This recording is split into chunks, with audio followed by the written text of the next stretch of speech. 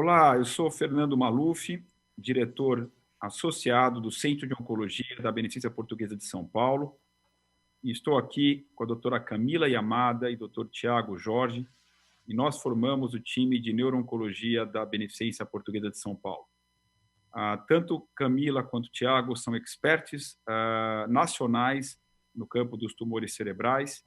Nós hoje vamos debater os trabalhos mais importantes que foram apresentados no Congresso Americano de Oncologia deste ano, o ASCO, que esse ano foi virtual, ao invés de ser presencial em Chicago. Trabalhos muito interessantes. Nós vamos debater 6 trabalhos, 2 trabalhos em gliomas de baixo grau, recorrentes ou em progressão, um estudo muito importante de uma droga chamada temodal-induzina, uma alteração que pode influenciar no prognóstico dos gliomas, um 4º estudo envolvendo uma droga-alvo para os meningiomas em progressão e 2 estudos nos linfomas de sistema nervoso central. Então, nós vamos começar perguntando a opinião do Tiago Jorge sobre um estudo importante de uma droga nova chamada olutasidenib em pacientes com gliomas de baixo grau que tinham mutação do IDH1 em progressão ou recorrência. Então, saber o que essa droga-alvo, mostrou esse ano no Congresso. Tiago. Na verdade, a gente já tem alguns estudos com os inibidores do IDH, a gente sabe que alguns inibidores do IDH já estão até aprovados nos Estados Unidos para outras indicações, como leucemia mieloide, e como é uma mutação muito prevalente nos gliomas de baixo grau, ou seja, é em 100% a partir da classificação nova da WHO, faz todo sentido a gente tentar estudar a mutação do IDH nestes pacientes. O interessante é que a gente já tem algumas medicações, e essa nova, essa medicação, o olutasidenib, é uma droga que também inibe o IDH1, que é presente em 95% dos gliomas de baixo grau e na recorrência. O interessante é que essa droga ela mostra uma eficácia menor do que a gente teve em outras drogas, como o próprio ivosidenib, no fase 1, ou como outra droga que a gente vai comentar nessa própria ASCO que saiu, que é o vorasidenib. Basicamente, os pacientes, 17% recorreram como grau 2 mesmo, e outros 52% recorreram como grau 3 ou 31% como grau 4. E nisso ele teve um PFS de 8 meses só, ou seja, grande parte dessas doenças recorreram com gliomas de muito mais alto grau e com PFS baixo do uso da droga. Provavelmente, o IDH não seja o mecanismo mais importante nesses pacientes. Então, talvez a inibição do IDH, quando o paciente já se tornou um alto grau, ele fica mais secundário. E é muito interessante quando a gente põe em comparação com outro estudo, em que a população era outra e, consequentemente, a eficácia do inibidor do IDH foi muito maior. Então, é sim um mecanismo muito interessante, mas provavelmente a gente vai precisar selecionar melhor quem são os pacientes que a gente vai utilizar isso.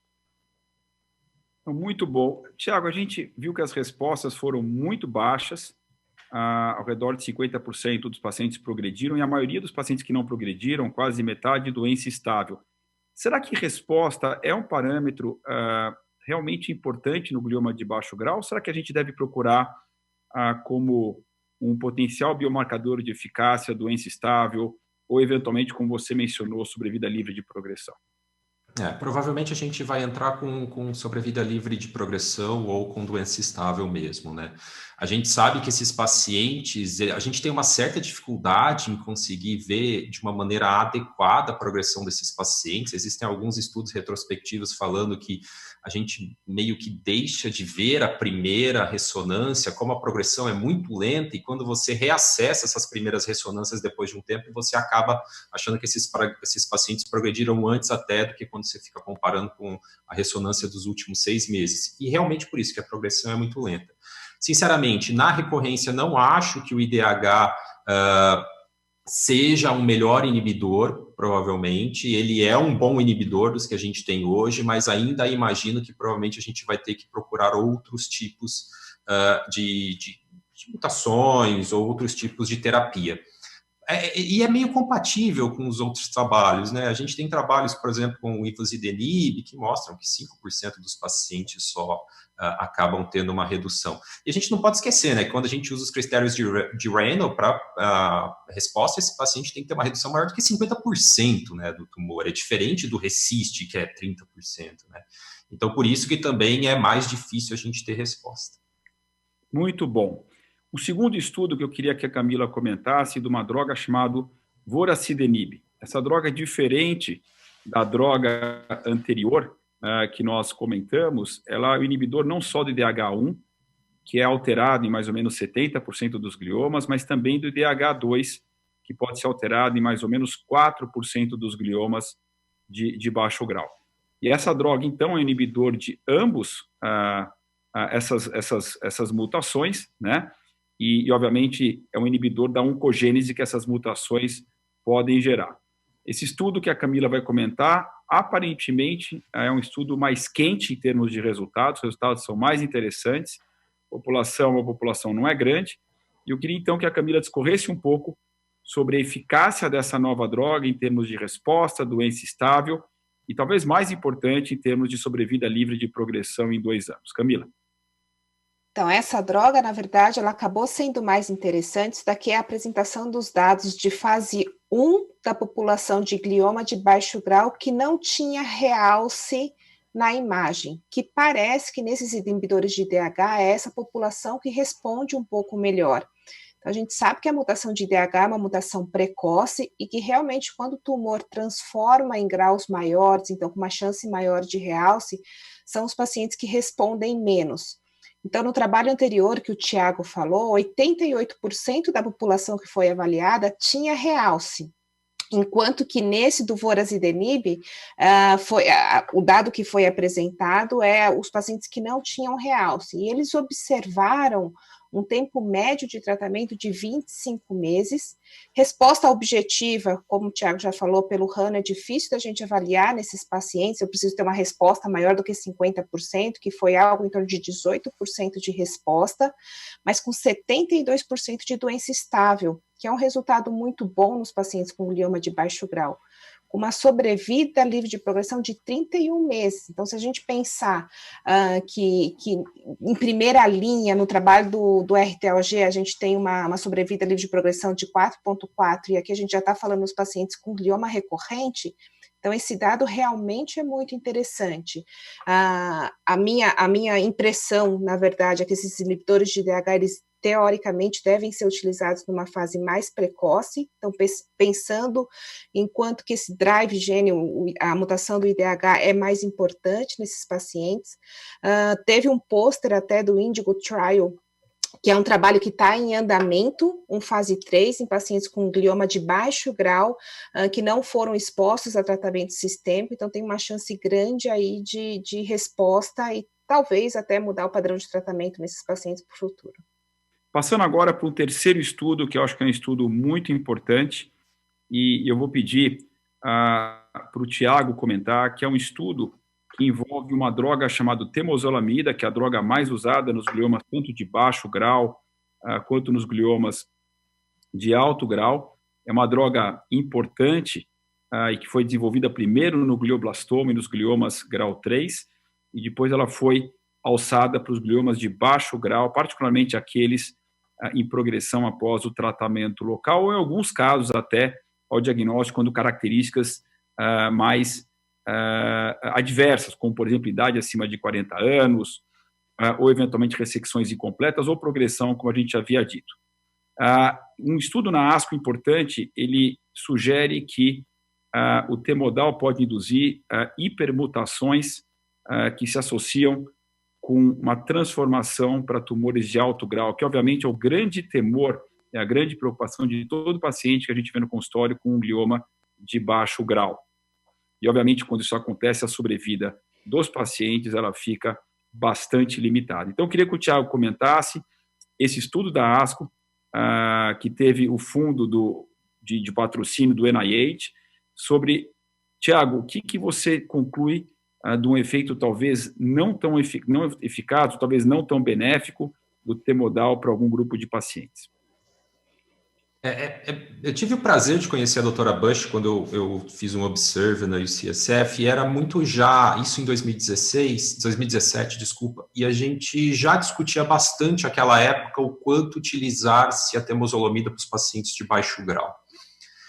O medo deles era realmente a questão da hipermutação, e eles tinham uma ideia de que a hipermutação transformava esses tumores em tumores piores do que eles poderiam ser. Então, na verdade, talvez o benefício de usar-se a temozolomida de uma maneira muito precoce impactasse na recorrência e, consequentemente, piorasse a longo prazo o prognóstico desses pacientes. E foi basicamente isso que eles fizeram. Eles fizeram uma análise retrospectiva dos pacientes deles que fizeram o uso de temozolomida no passado e que tiveram uma recorrência.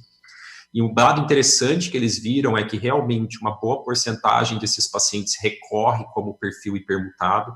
E mais interessante, isso a gente já sabia, em torno de 20% a 30% dos pacientes recorrem como perfil hipermutado, mas de uma maneira mais interessante ainda, o que eles viram é que quando esse paciente recorre como um grau 4, eles pegaram só pacientes que tiveram, na verdade, uma ressecção na recorrência, né? Então isso é comprovado, esse perfil hipermutado.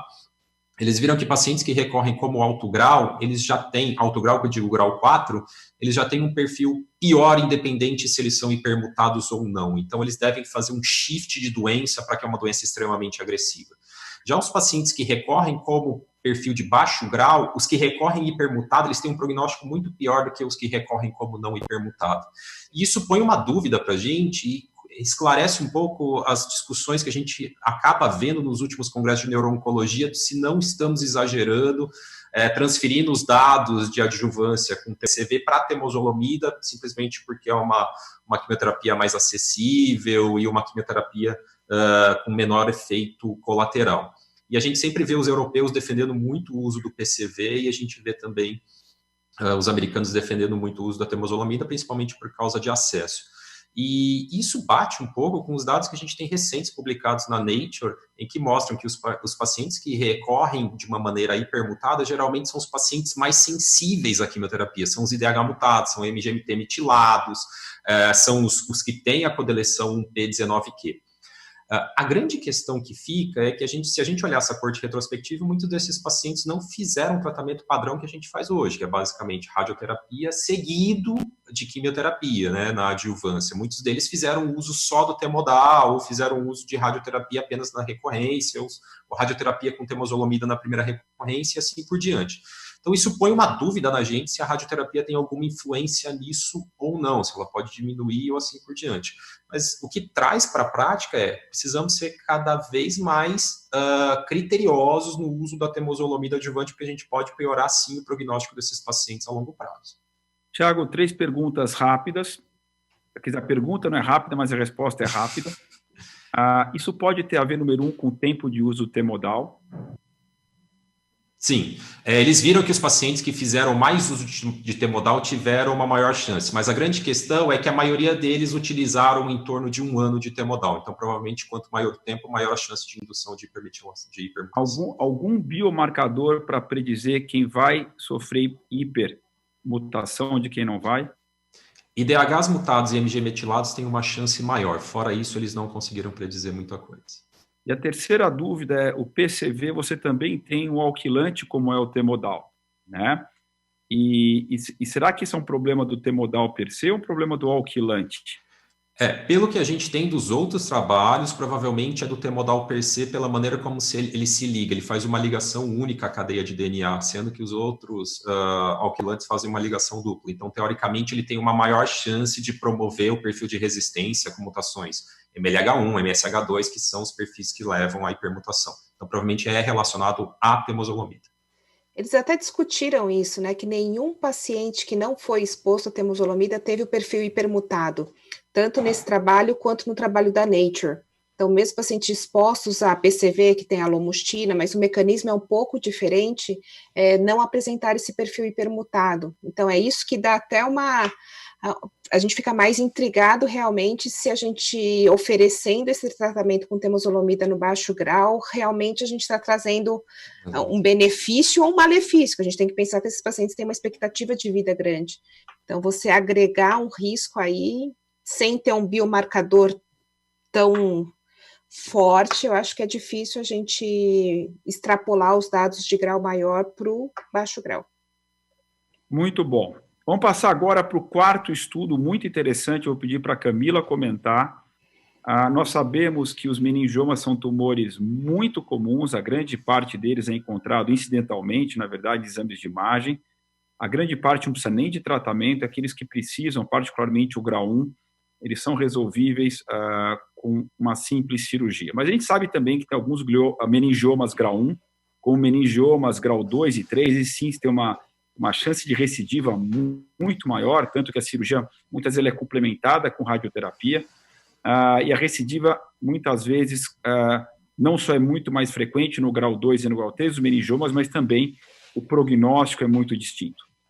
Nós sabemos também que por volta de 10%, talvez, dos meningiomas têm uma mutação do NF2.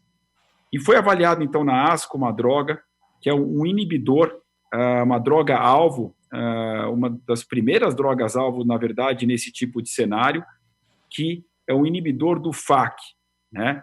A gente sabe que quando você inibe o FAK, você causa uma potencial morte da célula que tem a mutação do NF2, que é a perda do NF2, esse gene, que é um gene selvagem, quando mutado, ela perde a sua função. Então, eu queria saber da Camila desse importante estudo em meningiomas grau 1, 2 e 3, eles separaram por coortes distintos, em termos da sobrevida livre de progressão que essa primeira droga-alvo dirigida proporcionou. Camila. Esse trabalho é muito interessante, na verdade é um umbrella trial, então eles pegaram vários alvos possíveis de ser abordados nos meningiomas e separaram esses pacientes de acordo com essas mutações e com as drogas que foram utilizadas. Agora, na ASCO foi apresentado só o braço que usou esse inibidor de FAK, esses pacientes que tinham a mutação de NF2. Então, assim, de 322 pacientes iniciais que tinham do meningioma, só 38 tinham essa mutação de NF2, sendo que a maioria dos pacientes que receberam essa medicação eram de grau 2 ou 3. A gente já sabe que, na verdade, ter tratamento sistêmico para meningioma, assim, todos os dados que a gente tem anterior, tirando algum alvo, são negativos, então a gente não tem benefício nenhum de associar temozolomida, bevacizumab, erlotinib, então tudo que foi testado são negativos, e o que eles observaram, na verdade, uma taxa de doença estável em 24 desses pacientes, então são pacientes que não eram passíveis de uma nova cirurgia, e o endpoint primário que foi analisado nesse trabalho, que foi sobrevida livre de progressão em 6 meses, se a gente comparar com dados históricos, equivale praticamente ao dobro do que a gente tinha. Então, dos pacientes com grau 1, que a gente sabe que vão um pouquinho melhor, mas no grau 2 ou 3, a gente vê que 60% dos pacientes estavam com uma sobrevida livre de progressão em 6 meses. Então, esse dado é muito interessante e talvez a gente esteja vendo, né, entrando na era também do tratamento personalizado para os meningiomas. Então, conforme a gente vem discutindo aí, então, esses biomarcadores, esses potenciais alvos para meningioma faz muito sentido, até porque tratar todos igual, a gente já está vendo que é tudo negativo. Muito importante. Esse estudo realmente, aqui eu acho que é um estudo interessante, uma droga que tem uma expectativa de controle de doença. O único ponto só é que essa mutação não é tão frequente assim, e então ela é restrita para um grupo pequeno de pacientes. Passando agora para linfoma, para a gente terminar essa interessante discussão, queria que o Thiago comentasse rapidamente do estudo com 122 pacientes, estudo japonês, que comparou em pacientes com linfoma de SNC, high dose methotrexate, com radioterapia e randomização entre temodal adjuvante ou não. Thiago, 2 palavrinhas desse estudo, 2 palavras que o estudo realmente não foi practice changing. Basicamente, Fernando, o que eles queriam fazer nesse estudo é a grande questão que a gente tem em linfomas do sistema nervoso central. A gente tem taxas de resposta que não são tão altas, comparado com outros linfomas, quando a gente faz uso da alta dose de metotrexate. Então, na grande questão a gente precisa de uma terapia de consolidação para aumentar a chance de cura desses pacientes. A grande questão é que terapia de consolidação.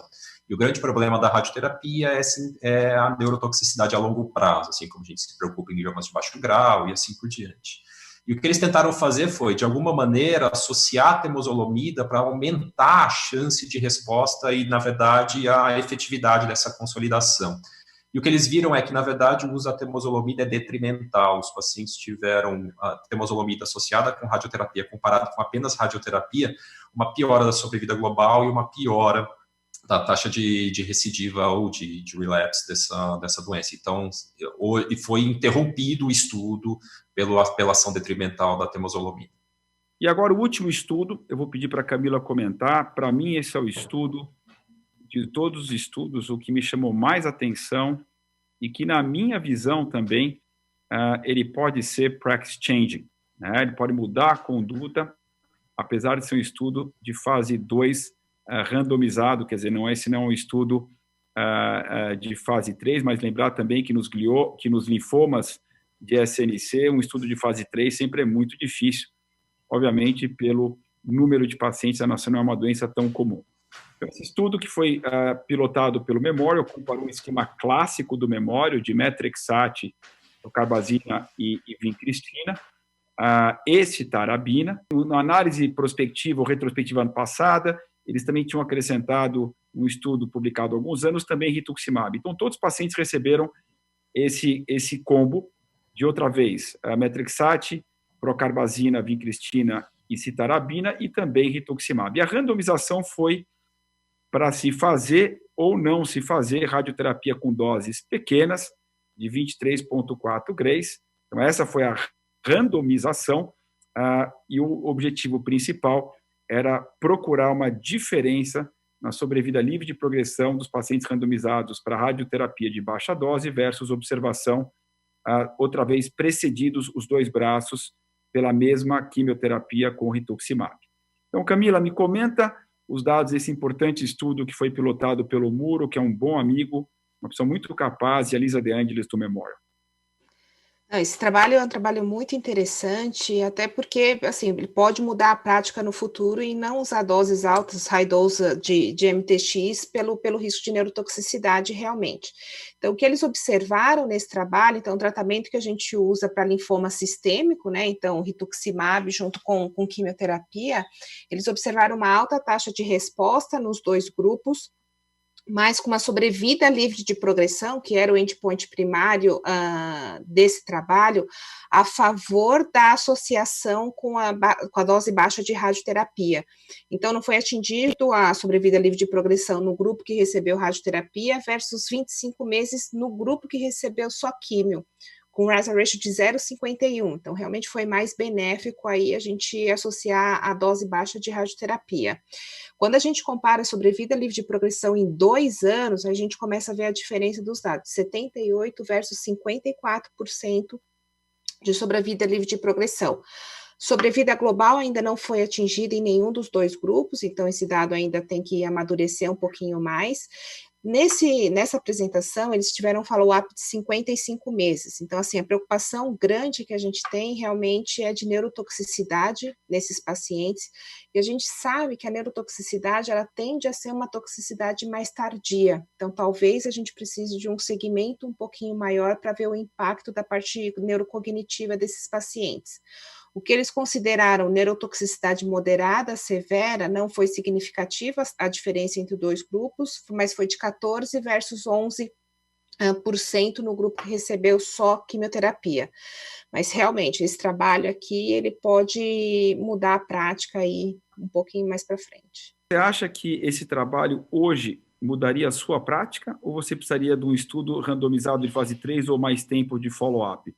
Na verdade, eu pessoalmente, eu fiquei já bastante confortável de mudar a minha prática hoje para alguns casos, mas eu queria ouvir a tua opinião do Thiago para a gente poder fechar essa nossa discussão muito produtiva sobre 6 trabalhos, na minha opinião, os mais importantes do Congresso esse ano.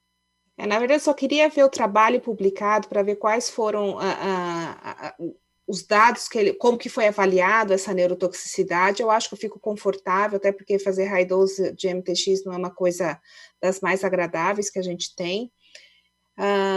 Lógico, quanto mais dado a gente tem, mais confortável a gente fica, mas que é muito interessante e que eu acho que a gente pode incorporar sim, eu acho que pode no dia a dia.